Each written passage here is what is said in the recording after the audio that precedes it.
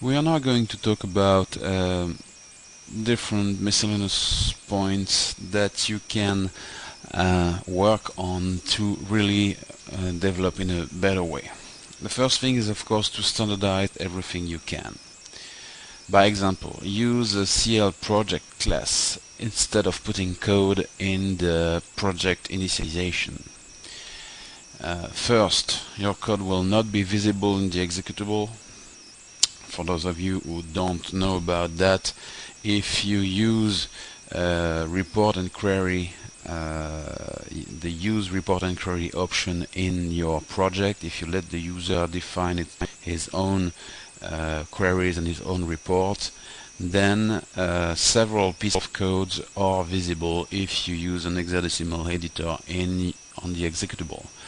The main one is the project initialization code, and you also have the headers, just the comments, not the code of the global procedures, and a few things like that. So there's no reason not to use this tool, the external tool, query and report, but there's no reason also to put confidential information in the hand of everybody.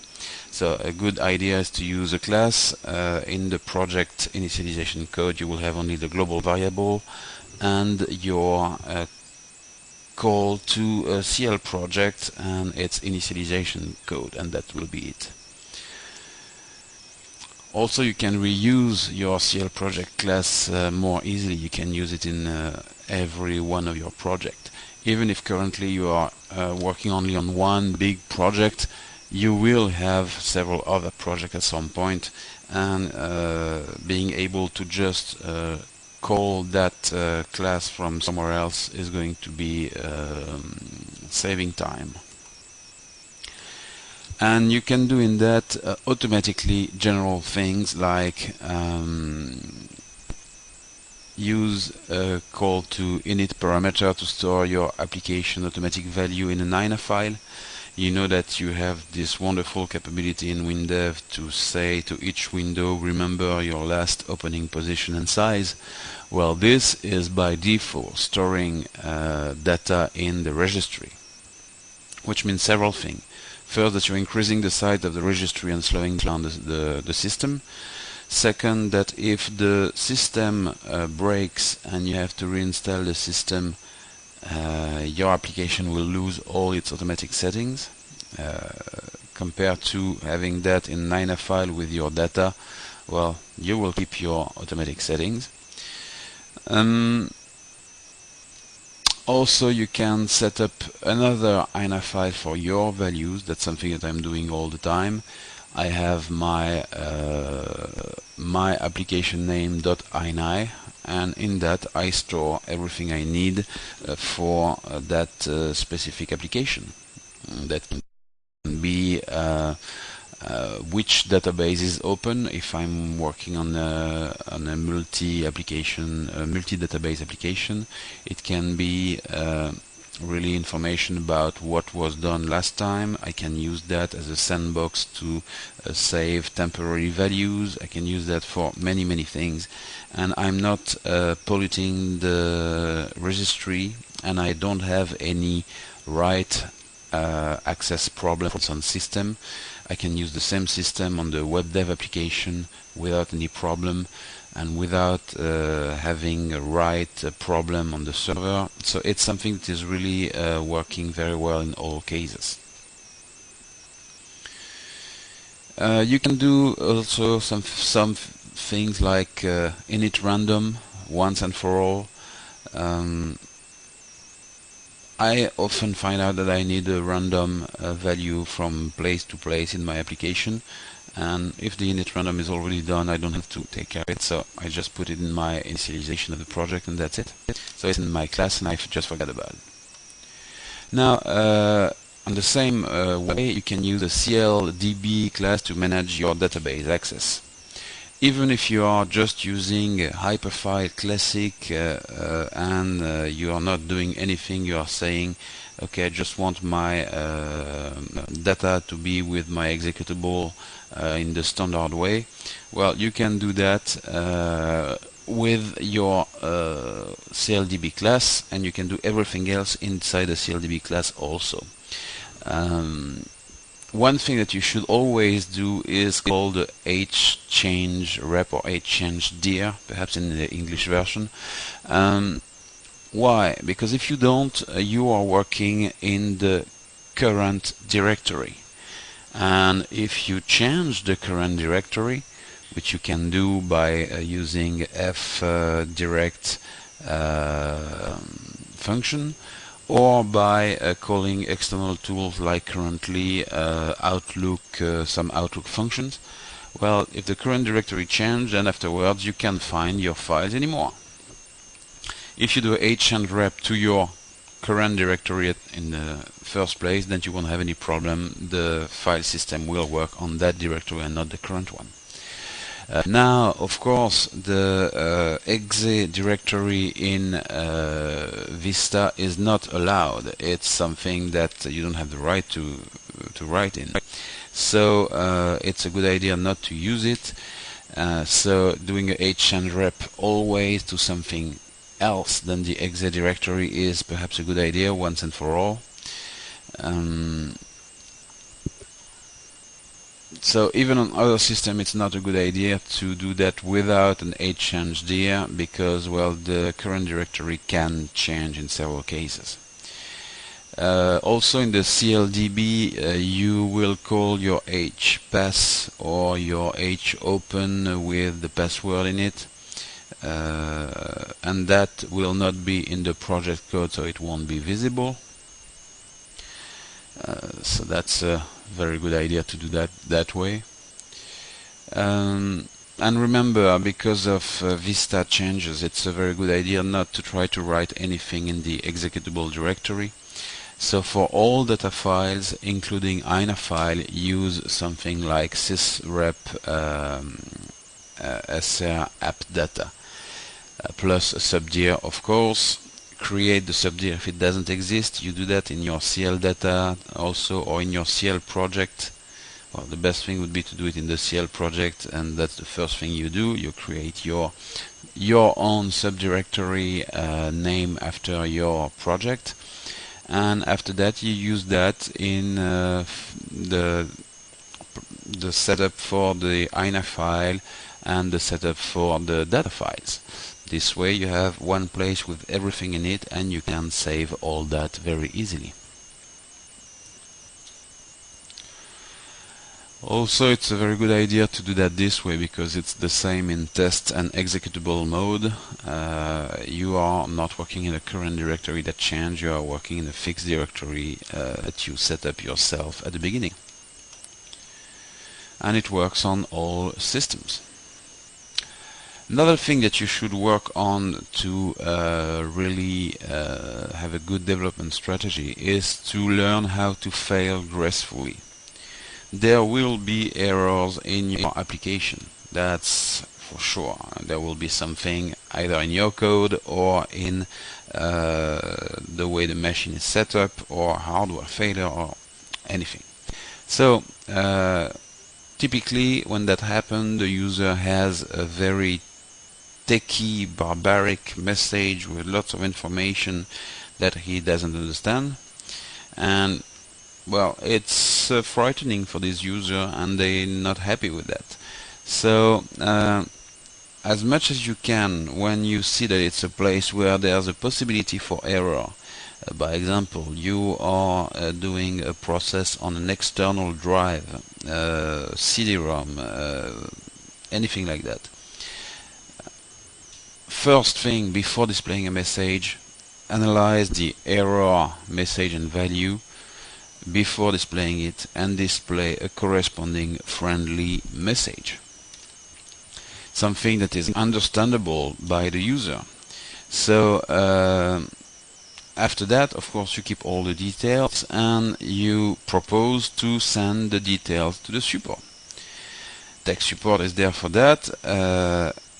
It's a good idea to have an automatic way of sending this kind of information to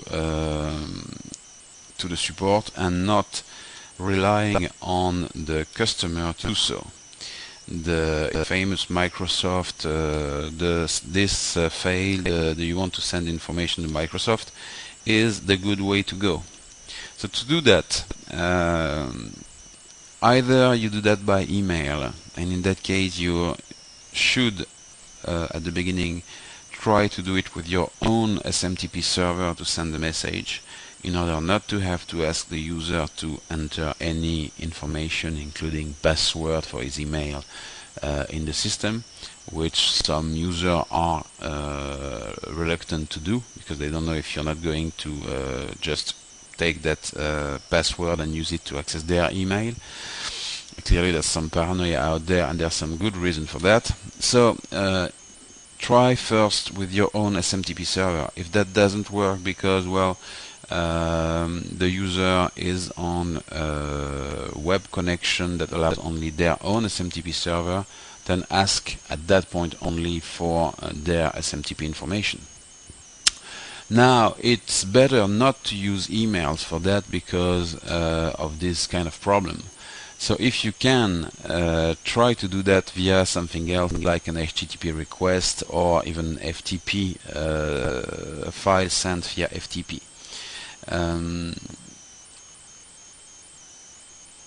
Of course, in that case, you need to manage a web server somewhere with a simple page to get your request. But that's a very good way to get a centralized information system that can be accessed by several developers, contrary to the email system.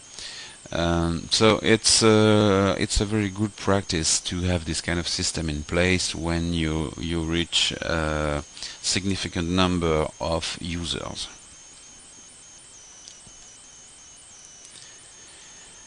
Of course, controlling user input is important, but please let them work.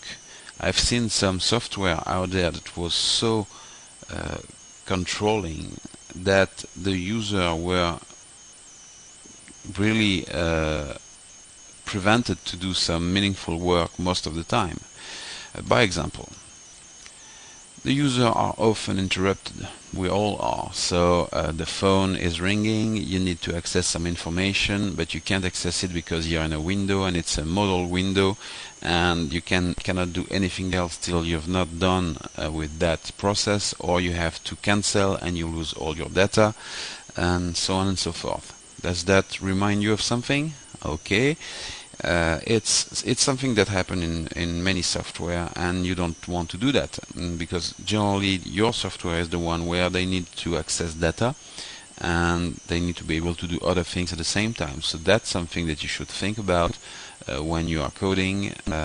Is it a good idea to use modal window?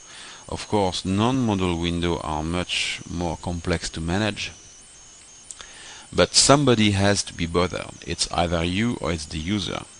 And the less you bother the user, the more success your software will have, and the more your users are going to give you other users. So they need to do several things at once, that's for sure. Does that mean that they should be able to create 5 contacts at the same time? Perhaps not. But perhaps they should be able to create a contact and search for another one and modify it. So it's up to you to define what is acceptable, what is not acceptable. There are many ways to do that. It's really dependent of your application, but it's a good idea to think about it and to say, okay, how is the user going really to use my application? Think how it's going to work out, what they're going to do. Okay, the guy is on his computer, he is working on that, he's entering information, the phone rings, can he get to what he needs? If the answer is no, you have a problem. So one way of doing this kind of thing is a feature that I call save as draft. It's something that is missing in many software out there. You just save your information, everything that has been entered by the user, in something. It could be your main file. but that would mean that you will have another checkbox in your file with a draft property or not, and that you would in every query, request, filter and so on filter on draft or non-draft value added to everything else. So it adds complexity to lots of things. It depends on your application. I'm using that system in some cases, and in other cases I'm using just my Ein of File as a draft, because generally, well, you don't have a lot of draft information to store anyway. Of course, you can have one Ein of File per draft information. There's nothing that prevents you to do that, and then you store the name of all these Ein of File in your main one.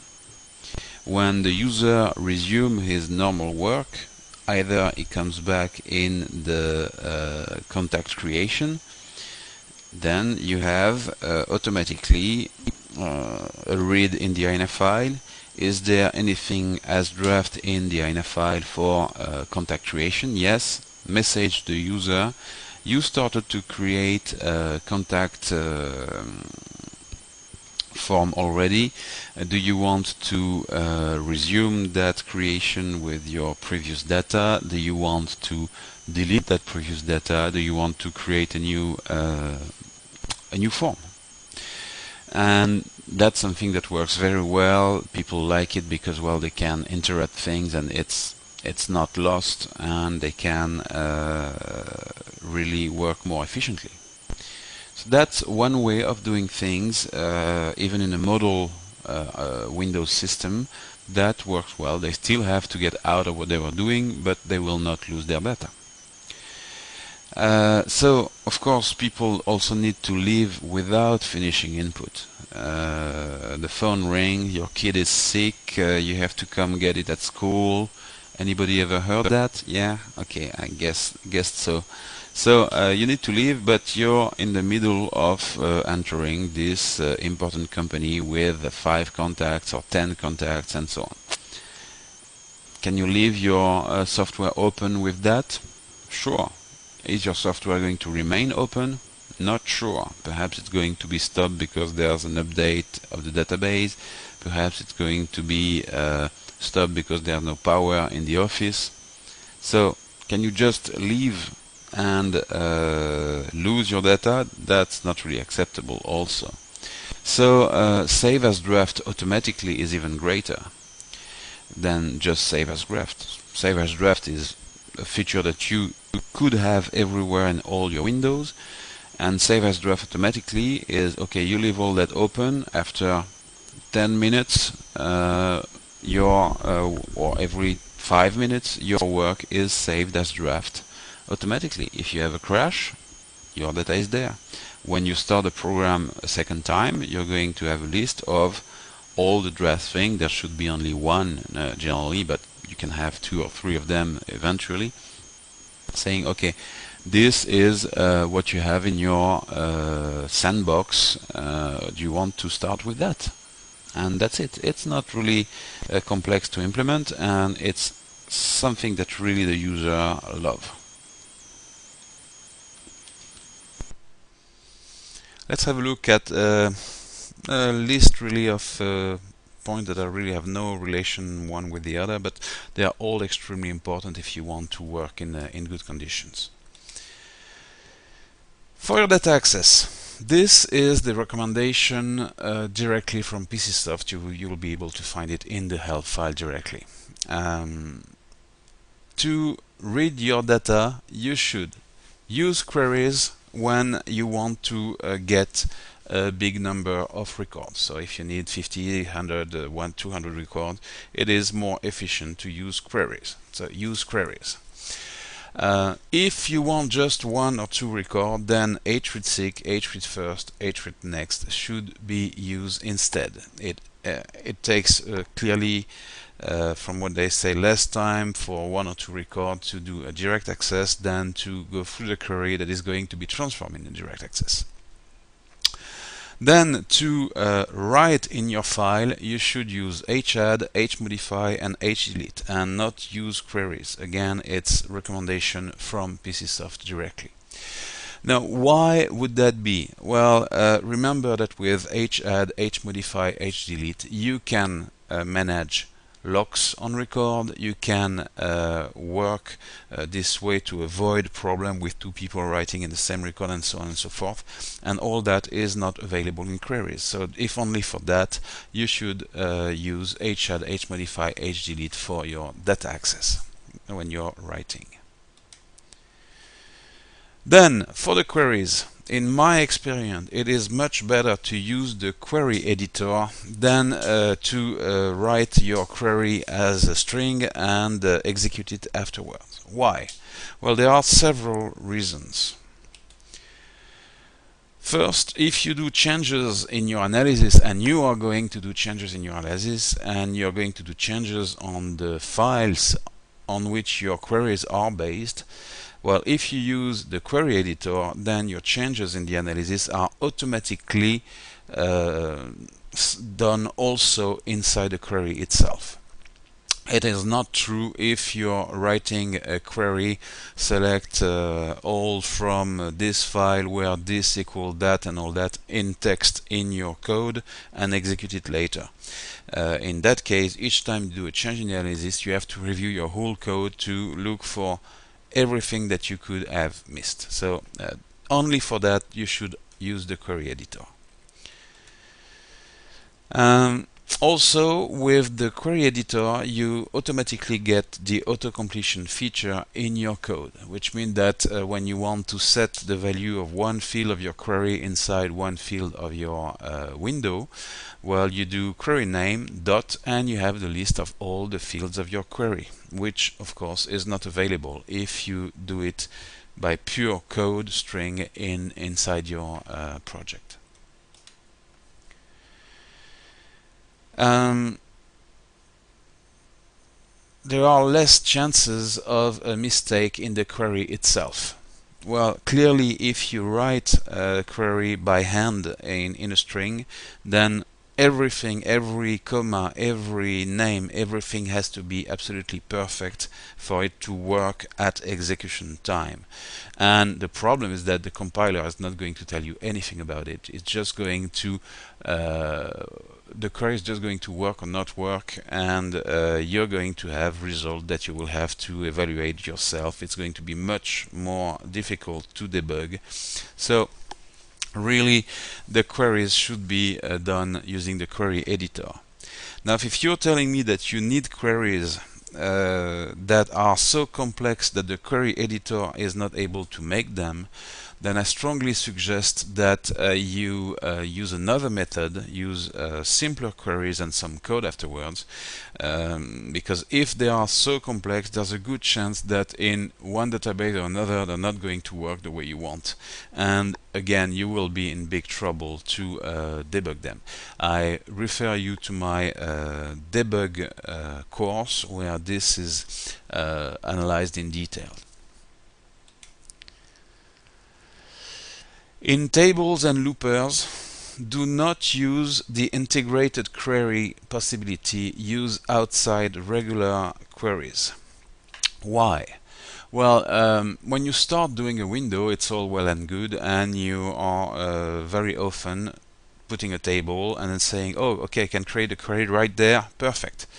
And then you need the same query for a report, but you cannot copy it from there. And then you need to change some parameters, add parameters, and you cannot do it or not easily in there. And then you want to change the moment when your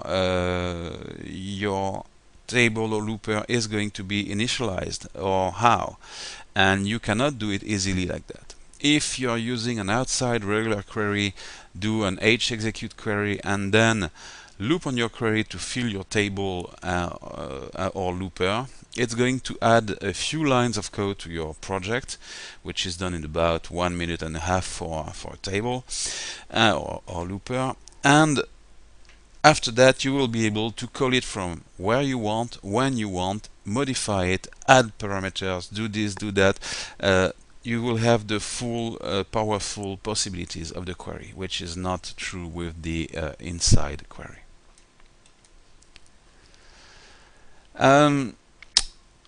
You should set the parameters for your project with the XML option. What am I talking about? Let's have a look.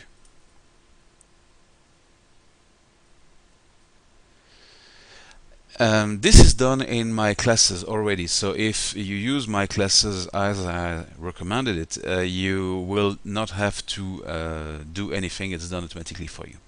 If we look in the CL project class, we have the Init Project, and in the Init Project we are doing this. The Init Parameter function allows you to tell WinDev to store all the parameters pertaining to your application either in the registry or in an Ein of File or in an XML file. Well, you should choose the XML option. Why? Well, the registry is something that can be broken and you can lose all this information. It is also something that is going to grow all the time when you write information in it, and that slows down the system. And third, if you want to move the application of your customer from one machine to another, well, it's very difficult to extract your project information from the registry and move it on another machine. It's very easy when it's an external file. So why use an XML file and not an Ein of File?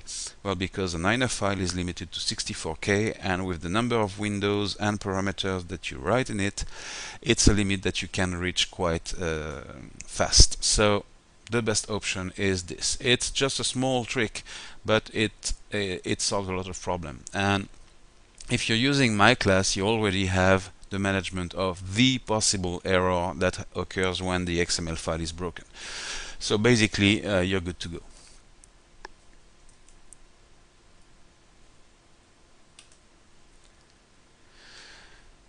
Manage all warnings. What does that mean? Well, in your project, when you are compiling, you have here a list of errors, but you have also the possibilities to see a list of warning, and I'm going to show you that. If I write as my variable is string and save, let's have a look at the compilation error. Here I have a warning saying that the local variable as my variable is not used. So why should I deal with it? Well, there are two reasons really. The first one is that if you don't, you have a lot of dead weight in your project. You have variables that are not used, you have all the kind of thing that warning are telling you. Some warning are saying that, okay, you are using the same name for a variable as a local variable and as a global one, which means that you may not get the content that you want at the time that you want. And that's a big problem. It's a big source of error.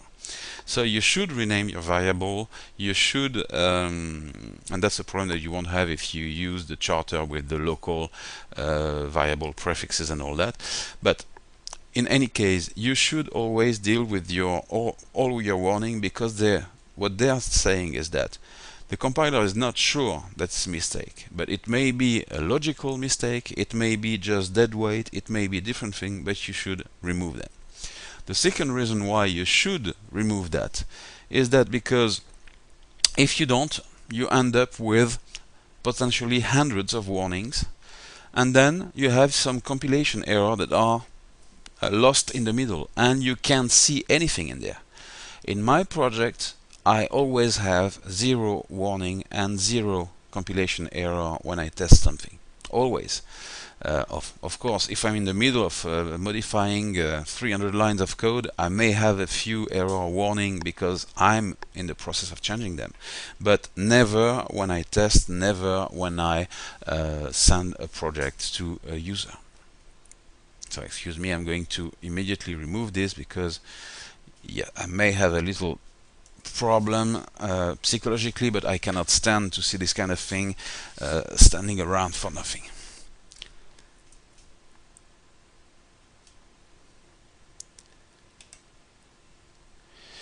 Finally, it is also extremely important, and you may not realize that when you start a project, but you end up in a situation where it becomes absolutely crucial that you thought about protecting both your customers' data, and for that you want to set in the analysis that your files are encrypted and password protected, all part of the file, including the memo file.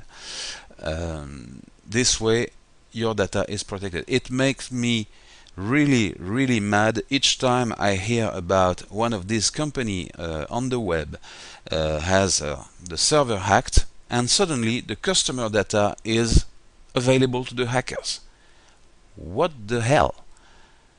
It's not because somebody can access your server or you can even access your database that they should be able to read the data in the database. If the data in the database is encrypted and password protected, well, yeah, they have access to the physical file, and it is absolutely of no use to them. They cannot read the content of the file. And when you see these big companies who have this database clearly not encrypted because, well, somebody has access to 50,000 username and password, absolutely not, no way. A password should never be in a file that is in clear, and a password should never be stored as the data that has been entered. It should be a hash of a password in it. Those are basis really of protection, of security, and you should have that in place immediately at the start of your development. The second thing that you should protect is yourself, your sources. You should protect that by first encrypting your computer. Personally, I'm using TrueCrypt for that. It's a freeware, open source, high-level security system that encrypts my whole hard drive. If somebody steals my computer, they will have a computer. They will not have my sources, they will not have my customer sources, they will not have my data, they will not have anything. On today's hardware, you do not see the difference in speed when you do that. It's the same thing for the database. You should always encrypt. And I'm going to again fight against windmills. You should do backups every day of your changes of everything you're doing, and you should backup them somewhere else, not in the same office, because if you have a fire, you're losing everything. So you should always do that, and that's something that is going to save your ass when somebody suddenly say, oh, my server has been hacked, what could they access? Well, nothing. Everything is encrypted. Oh, okay. And you should put backups in place at your customers too, and encrypt their computer and do all that for them too, because this way my computer was stolen. Okay, and so you buy a new computer and we reinstall on it and you're done. Nothing is accessible. When you see that even the FBI has a computer that is stolen with sensitive data on it, and it's a problem because it was not encrypted, come on. We can do much better than that today, and it's very easy, and it's your job to do it.